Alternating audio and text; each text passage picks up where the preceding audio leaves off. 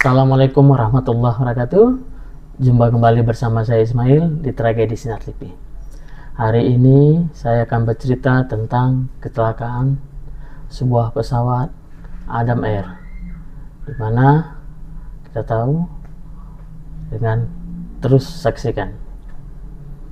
Pagi itu pada tanggal 1 Januari 2007 adalah awal tahun yang diharapkan membawa kebahagiaan dan harapan baru, tapi namun bagi ratusan warga di Indonesia, hari itu justru menjadi awal sebuah mimpi buruk yang tak pernah mereka bayangkan. Sebuah tragedi menjadi awal sebuah mimpi buruk yang pernah mereka bayangkan. Sebuah tragedi udara mengguncang bangsa, meninggalkan luka mendalam dan pertanyaan-pertanyaan yang belum pernah terjawab sampai saat ini.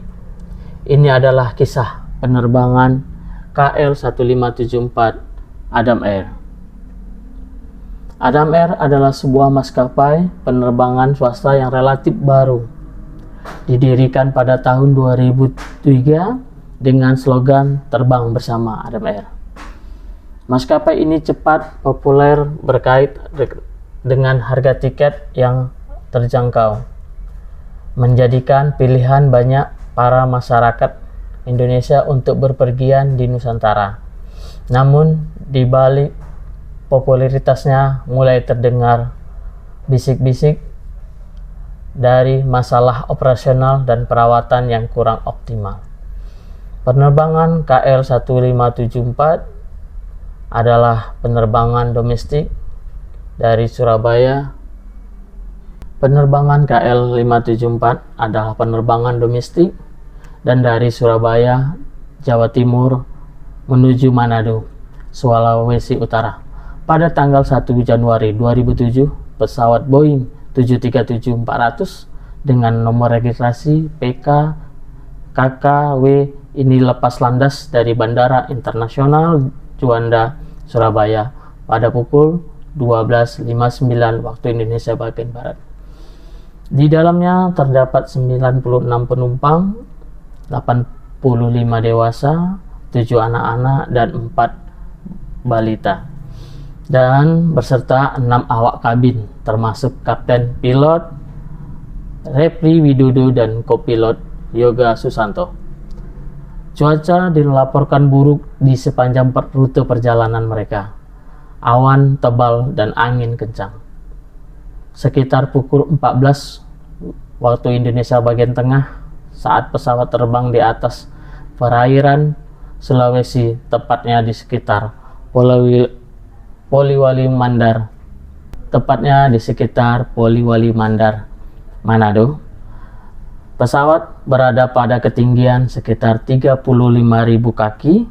Pesan terakhir dari kopilot adalah permintaan untuk mengubah jalur penerbangan karena cuaca buruk. Namun tak lama setelah itu, sinyal transponder pesawat menghilang dari radar. Kecemasan mulai melanda di pihak kontrol lalu lintas udara melalui berulang kali mencoba menghubungi KL574, namun tidak ada jawaban. Pesawat seakan-akan ditelan bumi. Berita hilangnya pesawat ini dengan cepat menyebar, menimbulkan kepanikan di kalangan penumpang dan seluruh masyarakat Indonesia. Secara pastikan hilang. Operator pencarian besar-besaran pun dikerahkan, baik tim SAR, TNI, Polri, dan juga Basarnas ikut terjun ke lapangan mencari area meliputi daerah perairan luas di Sulawesi Barat dan sampai di Sulawesi Selatan, serta sebagian daratan yang mungkin menjadi lokasi yang jatuhnya pesawat Adam Air. Hari-hari berlalu tanpa hasil yang signifikan. Harapan mulai menipis, namun pada tanggal 8 Januari, sebuah kabar penting muncul. Sebuah kabar penting ditemukannya puing-puing pesawat, diantaranya sebuah ekor pesawat dan sabuk pengaman pesawat di perairan Mujener, Sulawesi Barat. Penemuan ini mengupas harapan untuk menemukan korban yang selamat dan mengkonfirmasi bahwa pesawat memang telah jatuh. Fokus pencarian kemudian beralih ke upaya penemuan kotak hitam atau FDR dan co-pilot voice recorder yang sangat krusial untuk mengungkapkan penyebab kecelakaan pesawat tersebut. Bantuan peralatan canggih dari Amerika Serikat dan termasuk kapal USNS Mauritius, kotak hitam airnya ditemukan pada akhir Januari 2007 di kedalaman lebih dari 2000 meter di dasar laut. Komite Nasional Keselamatan Transportasi atau KNKT Indonesia segera memulai investigasi. Penyeluruh data-data dari kotak hitam dianalisis secara signifikan. Hasil beberapa faktor penyebab kecelakaan mulai terkuak. Di antaranya laporan terakhir KNKT yang dirilis pada Maret 2008 mengidentifikasi beberapa faktor penyebab utama kecelakaan Adam Air. Salah satunya adalah kegagalan sistem navigasi atau IRS, salah satu sistem reversi sistem yang vital untuk navigasi sebuah pesawat. Mengalami kerusakan. Pilot terlalu fokus untuk mencoba memperbaiki masalah ini secara manual hingga memperhatikan mereka terpecah dari instrumen penerbangan umum. Kedua, di sosialisasi pilot. Saat mencoba memperbaiki IRS, pilot tanpa sadar mematikan autopilot dalam kondisi secara buruk dan tanpa visual yang jelas. Pesawat kemudian mengalami belokan tajam dan menghilang kendali. Pesawat kemudian mengalami belokan tajam dan kehilangan kendali. Kurangnya kesadaran signifikan dari sistem pilot menjadi faktor kritis. Ketiganya, kondisi pemeliharaan pesawat. Meskipun tidak menjadi penyebab langsung, KNKT juga menyoroti masalah perawatan pesawat yang kurang optimal di Adam Air.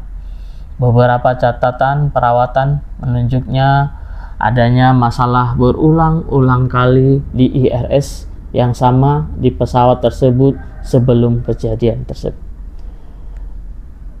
4. Pelatihan kru yang kurang. Laporan mengidentifikasi adanya celah dalam pelatihan kru baik kopilot dan kopilot dalam menghadapi kegagalan sistem navigasi.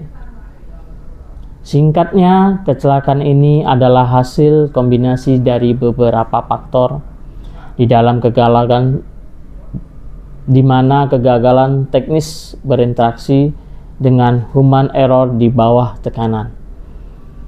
Tragedi Adam Air KR574 memiliki dampak yang sangat luas. Selain duka mendalam bagi keluarga korban, insiden ini juga mengguncang kepercayaan publik terhadap industri penerbangan Indonesia. Pemerintah dan otoritas penerbangan penerbangan segera mengambil tindakan langkah drastis. Di antaranya peningkatan pengawasan. Otoritas penerbangan sipil Indonesia meningkatkan pengawasan dan ketat terhadap maskapai-maskapai di Indonesia, khususnya dalam perawatan pesawat standar keselamatan. Pembekuan dan penutupan Adam Air. Setelah serangkaian insiden keselamatan lainnya dan masalah finansial dan izin penerbangan, Adam Air akhirnya dibekukan dan kemudian dicabut pada tahap ini. Adanya larangan terbang di Uni Eropa Tragedi ini juga berkontribusi pada keputusan Uni Eropa untuk melarang seluruh maskapai penerbangan Indonesia untuk di wilayah udaranya. Sebuah larangan yang baru dicabut secara bertahap setelah bertahun-tahun perbaiki signifikan dalam standar keselamatan penerbangan Indonesia. Tragedi ADMR adalah pengingat pahit tentang pentingnya keselamatan penerbangan yang tak boleh ditawar. Dari insiden ini, banyak pelajaran terhadap yang tragedi ADMR adalah pengingat pahit tentang pentingnya keselamatan penerbangan yang tak boleh ditawar. Dari insiden ini, banyak pelajaran berharga yang dapat kita petik, baik oleh maskapai, regulator, maupun pilot. Pentingnya pelatihan yang berulang membuat kru harus dilatih secara signifikan untuk menghadapi segala jenis kegagalan sistem dan sistem darurat. Perawatan yang ketat atau pemeliharaan pesawat secara signifikan dilakukan sesuai dengan standar dari tingginya tanpa kompromi. Budaya keselamatan, sebuah budaya di mana keselamatan adalah prioritas utama dari sebuah maskapai di seluruh dunia, manajemen hingga staf operasional. Kerjasama antara ATC dan kokpit, komunikasi yang efektif dan saling mendukung antara menara kontrol dan kru kokpit sangat vital.